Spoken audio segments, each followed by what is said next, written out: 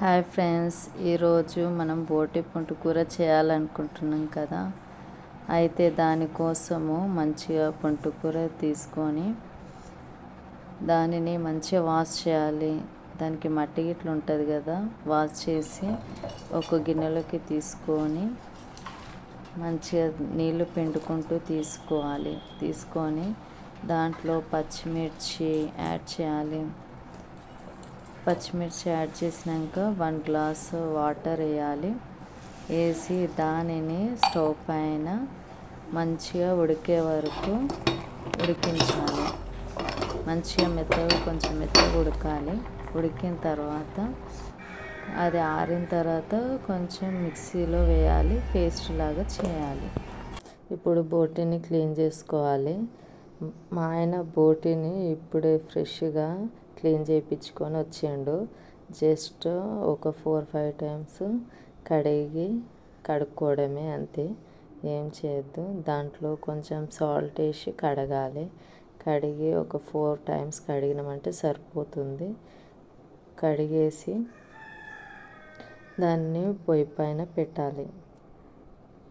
పొయ్యి పైన పెట్టి కొంచెం నీరు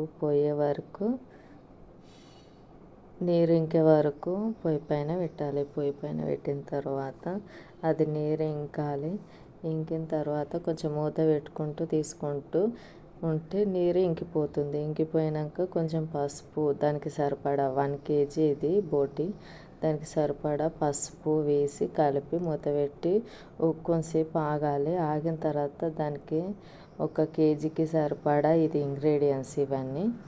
దానికి సరిపడా ఆయిల్ వేసి మూత పెట్టేసి మళ్ళీ దానికి టమాటో వేయాలి. వేసి వేగనియాలి. వేగిన తర్వాత ఉప్పు, పసుపు వేసేసినాం కదా ముందే, ఉప్పు కారం వేసి బాగా కలిపి మళ్ళీ మూత పెట్టి కొంచెంసేపు ఆగాలి. ఇంకా కొంచెం నీరు ఇంకుతుంది. ఇంకిన తర్వాత వాటర్ వేసి ఒక 4 గ్లాసెస్ వాటర్ వేసి ఉడకనియాలి. కొంచెం ఉడికితేనే కదా బాగుంటుంది.